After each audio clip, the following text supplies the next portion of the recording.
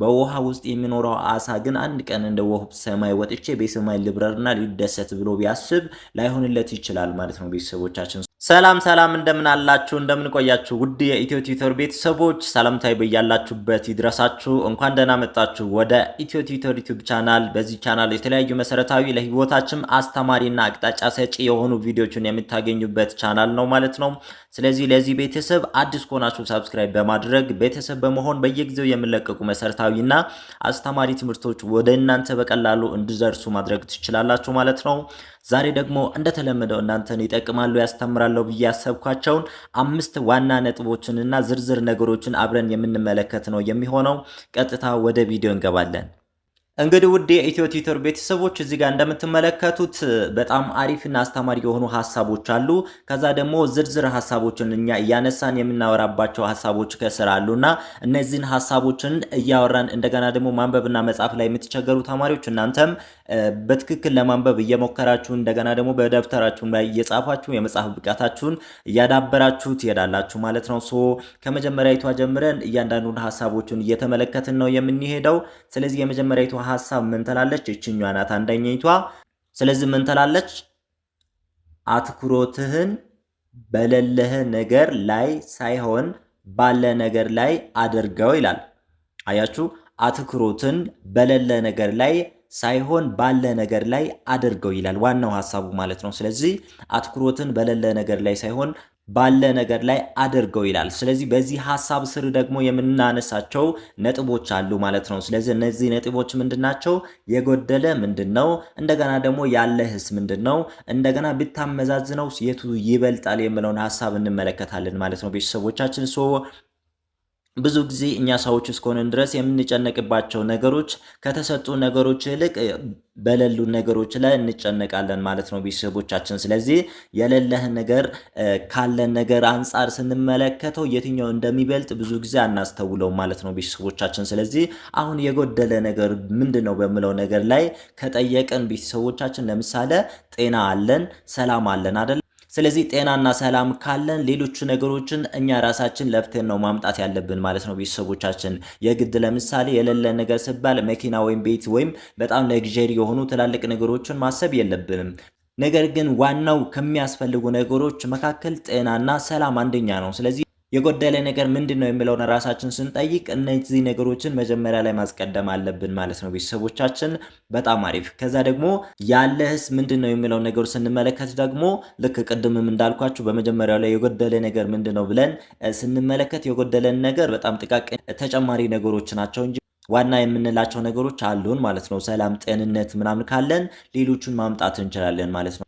ስለዚህ ያለህን ነገር ምንድነው በሚለው ጥያቄ ላይ ደግሞ ስንመለከት ጤና ካለን ሰላም ካለን ዋና መሰረታዊ ነገሮች አሉን ማለት ነው። ስለዚህ ቀሪዎቹ በጣም ተጨማሪ ነገሮች ናቸው ማለት ነው ቤተሰቦቻችን። ሁለተኛው ሐሳብ ይሄን ነው። ሶስተኛ ላይ ደግሞ የምናነሳው ብታመዛዝነው የቱ ይበልጣል የሚለው ስንመለከት ደግሞ እውነቱን እናወራ ከተባለ ከጎደለን ነገር ያለን ነገር ይበልጣል ማለት ነው። ለምን? እኛ ለራሳችን ማምጣት የማንችላቸው ነገሮች ናቸው ፈጣሪ በነፃ የሰጠን ማለት ነው። ስለዚህ ጤንነትና በራሳችን ጥረት የምናመጣውን ነገር ሳይሆን ወይም ሰላም እኛ በራሳችን ጥረት የምናመጣው ነገር ሳይሆን እግዚአብሔር የሚሰጠን ነገር ነው ማለት ነው ቤተሰቦቻችን። ስለዚህ የተሰጠን ነገር እግዚአብሔር የሰጠን ነገር ከጎደለን ነገር ይበልጣል ማለት ነው ቤተሰቦቻችን። እነኝን ሐሳቦችን እያሰባችሁ ራሳችሁን እንድትፈትሹ ደግሞ ባለው ነገር ላይ ደስተኛ እንድትሆኑና ባለው ነገር ላይ የተደሰታችሁ የሌለን ነገር ለማምጣት እንድትሰሩ አበረታታችኋለሁ ማለት ነው። ስለዚህ የመጀመሪያው ሐሳብ ላይ እነኝን ሐሳቦችን ተመልክተናል። አሁን ደግሞ ወደ ሁለተኛው እንሄዳለን። ሁለተኛይቷ ሐሳብ ደግሞ እችን ትመስላለች። ሁለተኛይቷ ሐሳብ አጠር ያለች ናት። ማንን እንደምታገኝ አታውቅምና ለሁሉም ሰው ቅን ሁን። አያችሁ፣ ማንን እንደምታገኝ አታውቅምና ለሁሉም ሰው ቅን ሁን ይላል። አያችሁ። ስለዚህ በዚህ ሐሳብ ስር ደግሞ የምንመለከታቸው ነጥቦች አሉ ማለት ነው። ለምሳሌ ቅንነት በቦታ አይገደብም። እንደገና ደግሞ ቅንነት የልብ ጉዳይ ይሁን። እንደገና ደግሞ ለማስመሰል አትሞክር የሚለው ሐሳቦችን ማየት እንችላለን ማለት ነው ቤተሰቦቻችን። ስለዚህ ማንን እንደምታገኝ አታውቅምና ለሁሉም ሰው ቅን ሁን ይላል ዋናው ሐሳብ። ከዛ ከስር ያለው ሐሳቦች ደግሞ ቅንነት በቦታ አይገደብ፣ ቅንነት የልብ ጉዳይ ይሁን፣ ከዛ ደግሞ ለማስመሰል አትሞክር የሚሉ ሐሳቦች አሉ ከስር።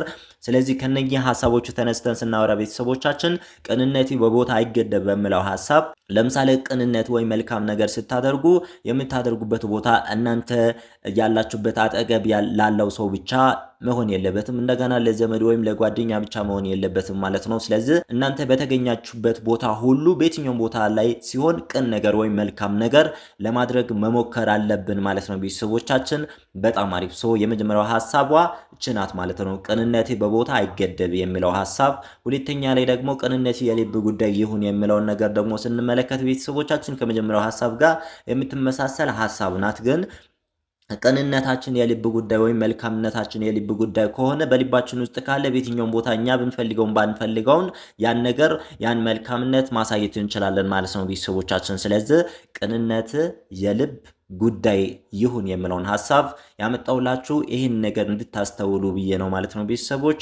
ከዛ ደግሞ ለማስመሰል አትሞክር የሚለውን ሶስተኛ ላይ ያመጣውላችሁ ሐሳብ ደግሞ ለምሳሌ አንድ ሰው ቅን ሳይሆን ቅን ለመሆን ቢያስመስል በሁሉም ቦታ ላይ ያስመስል ይችላል ማለት ነው። ለምሳሌ በልቡ የሚያስበው ነገር ቅን ካልሆነ ሐሳቡን ሊሸውደው አይችልም ማለት ነው። ለምሳሌ ሰውን ሊሸውድ ይችላል፣ ግን ለሐሳቡና ለራሱ ሐሳብ ሊዋሽና ሊሸውደው አይችልም ማለት ነው ቤተሰቦች። ስለዚህ ለማስመሰል አትሞክር በሚለው ሐሳብ እሱን ለመግለጽ ነው ያመጣውላችሁ ማለት ነው ቤተሰቦቻችን። አጠቃልላችሁ ዋናው ሐሳቧ ምን ትላለች? ማንን እንደምታገኛት ታውቅምና ለሁሉም ሰው ቅን ሁን የሚለው ዋና ሐሳብ ነው። ከዛ ደግሞ ከዛ ውስጥ ያየናቸው ሐሳቦች ደግሞ ቅንነቴ በቦታ አይገደብ፣ እንዲሁም ደግሞ ቅንነቴ የልብ ጉዳይ ይሁን። ከዛ ደግሞ ሶስተኛ ላይ ለማስመሰል አትሞክር የሚለውን ሐሳብ ነው የተመለከትነው ማለት ነው። በሁለተኛው ነጥቧ ስር ያየናቸው ሐሳቦች እነኚህን ይመስላሉ ቤተሰቦቻችን። አሁን ደግሞ ወደ ሶስተኛው እንሄዳለን ማለት ነው ቤተሰቦቻችን። ከዚህ ሐሳቦች ውስጥ እናንተ የወደዳችኋትን ሐሳብ ኮሜንት ላይ እያሰፈራችሁ መውጣት ትችላላችሁ ማለት ነው። እነኚህ ሐሳቦቹን ደግሞ እያነበባችሁ ማንበብ ላይ ይበልጥ ለማሻሻል የምትፈልጉ ተማሪዎች ካላችሁ እያነበባችሁ እንድትሞክሩ አበረታታችኋለሁ። ከዛ የበለጠ ደግሞ አማርኛ፣ እንግሊዘኛ በያላችሁበት ቦታ ሆናችሁ የፈለጋችሁትን ቋንቋ መማር የምትፈልጉ ተማሪዎች በታች ባስቀመጥንላችሁ ስልክ እየደወላችሁ መማር ትችላላችሁ ማለት ነው። እዚህ ጋር እንደምትመለከቷቸው በጣም ብዙ ሰዎች አሉ። እኛ ቤተሰብ የሆኑት ወደ 10 ምናምን ሺህ የሚሆኑ ሳብስክራይበር አሉ ማለት ነው። እነኚህ ሰዎች አብዛኞቹ ልክ ከመሰረቱ ጀምሮ እየተማሩ የመጡ ተማሪዎች ናቸው ማለት ነው። በዚህ ደረጃ ላይ ደርሶ እንደዚህ አይነት ሐሳቦችን በቀላሉ ማንበብ የቻሉት ከፊደል ጀምሮ ተምሮ ነው የመጡት ማለት ነው። ስለዚህ እናንተም እንደዚህ መማር የምትፈልጉት መደወል ትችላላችሁ። እንደገና ደግሞ ለራሳችሁ ደግሞ ለህይወታችሁ በጣም አስፈላጊ እውቀት ለማግኘት ይሄን ቪዲዮ የምትከታተሉ እናንተ ደግሞ እስከመጨረሻው እንድትከታተሉና እንድታበረታቱን አበረታታችኋለሁ። በጣም አሪፍ። አሁን ደግሞ ወደ ሶስተኛው እንሄዳለን። ስለዚህ ሶስተኛይቷ ሐሳብ እችን ትመስላለች። ደግሞ አጠር ያለች ሐሳብ ናት። ራስህን ከሌላ ሰው ጋር አታፎካክር የሚለውን ሐሳብ ናት ማለት ነው ቤተሰቦቻችን። ዋና ሐሳቧ ራስህን ከሌላ ሰው ጋር አታፎካክር የሚለው ሐሳብ ናት ማለት ነው ቤተሰቦች። በዛ ስር ደግሞ የምንመለከታቸው ሐሳቦች መፎካከር ደስታን ያጠፋል። እንደገና ደግሞ አሳ እንደ ወፍ በሰማይ ሊደሰት ብትልና እንደገና ደግሞ ወፍ ደግሞ እንደ አሳ በውሃ ውስጥ ብትል የሚለውን ሐሳብ ነው የመጣውላችሁ ማለት ነው። እነኛ ሐሳቦች በጣም መሰረታዊ የሆኑ ሐሳቦች ናቸው ማለት ነው። ውድ ቤተሰቦቻችን አንድ ግልጽ ለማድረግ ያክል መፎካከር ደስታን ያጠፋል ሲባል ለምሳሌ አንድ ሰው በጣም ከሰው ጋር የሚፎካከር ከሆነ የራሱን ሳይሆን የሚያየው ሰው ላይ ያለውን ነገር ነው የሚመለከተው ማለት ነው። ስለዚህ በራሱ ላይ ወይም ለራሱ ባለው ላይ ሊደሰት አይችልም ማለት ነው። አያችሁ፣ መፎካከር ደስታን ያጠፋል ሲባል ያ ሰው በራሱ ላለው ነገር አይደሰትም ማለት ነው። ለምን? ሁልጊዜ የሰውን ስለሚያይ የሰውን እየተመኘ ወይም የሰውን እየተመለከተ ነው እንጂ የሚኖረው የራሱን አይቶ በራሱ ባለው ነገር ላይ አይደሰትም ማለት ነው። ይህ ማለት ምን ማለት ነው? ለምሳሌ አሳ እንደ ወፍ በሰማይ ሊደሰት ቢል አይሆንለትም ማለት ነው። ይህ ማለት ምን ማለት ነው? አሳ በተፈጥሮ የሚኖረው በውሃ ውስጥ ነው አይደለ? ባይዘዌ ግን ሰብስክራይብ የሚለው ቃል ከእንግሊዝኛ ቃል የመጣ ሲሆን ትርጉሙም ተመችቶኛል፣ ተስማምቶኛል፣ አመሰግናለሁ ማለት እንደሆነ ታውቃላችሁ። መደሰት ያለበት ነገር ምንድነው? ውሃ ውስጥ እንደሚኖር አውቆ በውሃ ውስጥ በመኖሩ መደሰት አለበት። እዛጋ እንደፈለገው ኢንተርታይን ማድረግ ይችላል ማለት ነው ቤተሰቦቻችን። ነገር ግን አንድ ቀን ወደ ሰማይ በርሬ እንደ ወፍ ልደሰት ብል ሊሰበር ወይ የሆነ ነገር ሊገጥመው ይችላል ማለት ነው ቤተሰቦቻችን። ልክ እንደዛው ደግሞ ወፍ ደግሞ እንደ አሳ በውሃ ውስጥ ብትል አይሆንላትም ማለት ነው። አንዳንድ ወፎች በውሃ ውስጥ የሚደሰቱ በውሃ ውስጥ የሚኖሩ ወፎች ሊኖሩ ይችላሉ።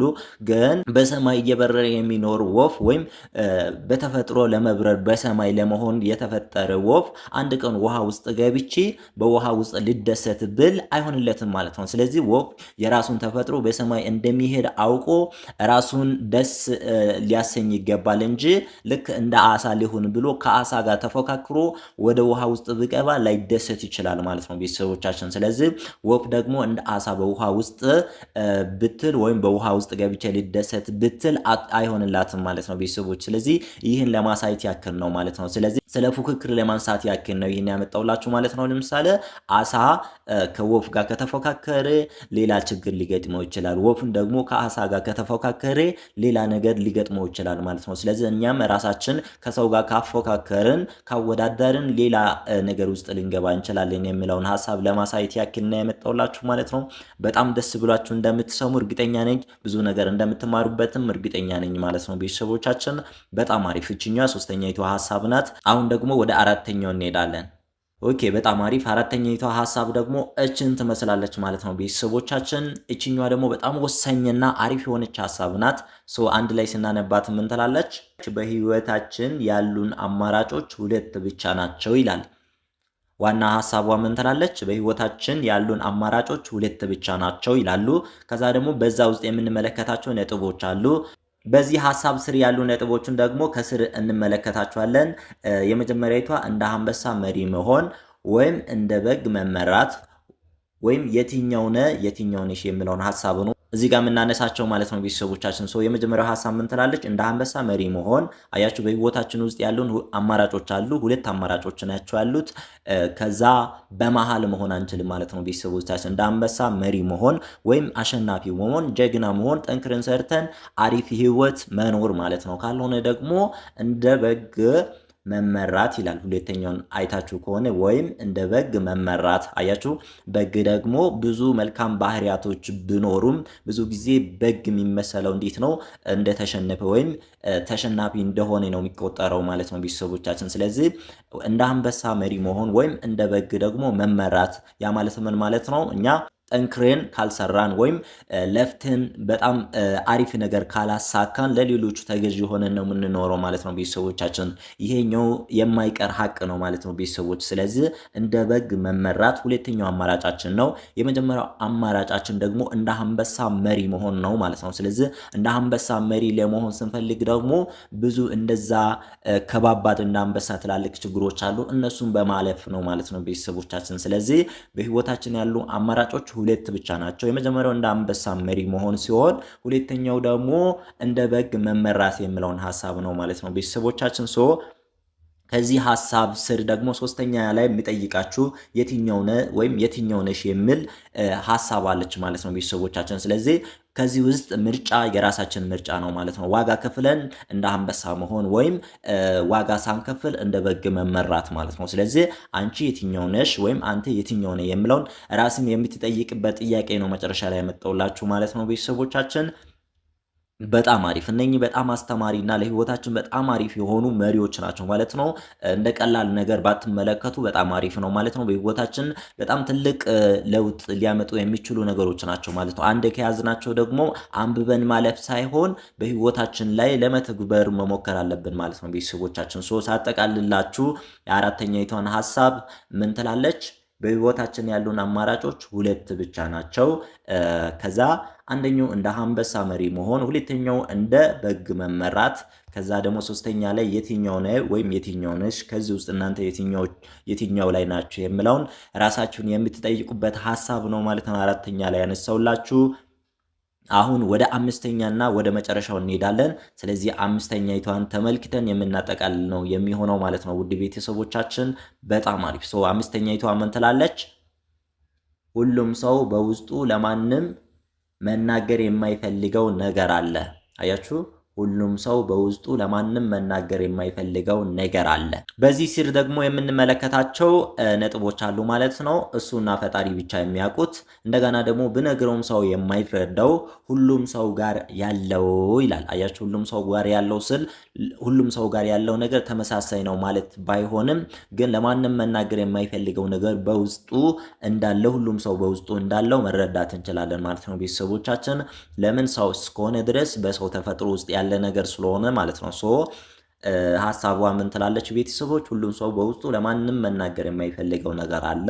ከዛ እሱና ፈጣሪ ብቻ የሚያውቁት። አያችሁ፣ እያንዳንዳችን በህይወታችን ላይ እኛ ራሳችንና ፈጣሪ ብቻ የሚያውቁት ነገሮች አሉ ማለት ነው። ቤተሰቦቻችን ለሰዎች የማንናገራቸው እንደገና ደግሞ ብነግራቸውም ሰዎች ደግሞ የማይረዳው ይላል። አያችሁ፣ ብነግረውም ሰው የማይረዳው ወይም ብነግራቸውም ሰዎች መረዳት የማይችሉት ነገር በውስጣችን ያለ ነገር አለው ማለት ነው ቤተሰቦቻችን። ስለዚህ ይሄ በውስጣችን ያለ እውነታ ነው ማለት ነው። ማንም የማይክደው ሁላችንም ደግሞ የምናውቀው ነገር ነው ማለት ነው ቤተሰቦቻችን። ይሄኛው ሐሳብ የመጨረሻውም ሐሳብ ለማወቅ ያክል ነው። እንደ አጠቃላይ ዕውቀት እንድትጠቀሙ ነው ማለት ነው ቤተሰቦቻችን። ስለዚህ እነኝን 5 ነገሮችን አንበባችሁ ብዙ ነገር እንዳገኛችሁ እርግጠኛ ነኝ ማለት ነው ውድ ቤተሰቦቻችን።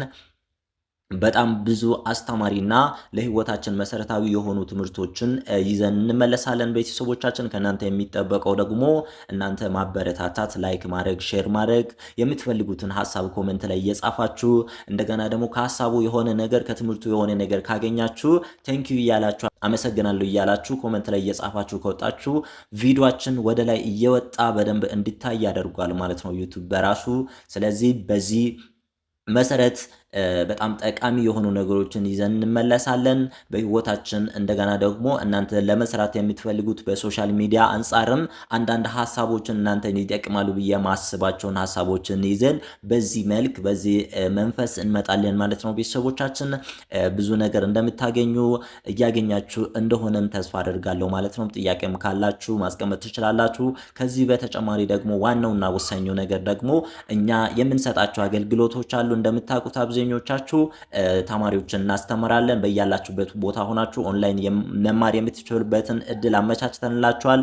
ስለዚህ በታች ባስቀመጥንላችሁ ስልክ በኢሞ በዋትሳፕ እየደወላችሁ አማርኛ፣ እንግሊዝኛ ቋንቋ በፈለጋችሁት ሰዓት አመቻችታችሁ በግልም በግሩፕም ማጥናት የምትችሉበት እድል አለ ማለት ነው። ስለዚህ እየደወላችሁ በኢሞ በዋትሳፕ በቴሌግራም እየደወላችሁ መጀመር ትችላላችሁ ማለት ነው። ጥያቄም ካላችሁ መጠየቅ ትችላላችሁ። ስለዚህ በሌላ ቀን ደግሞ በሌላ ቪዲዮ እስክንመለስ ድረስ ሰናይ ጊዜ። አመሰግናለሁ።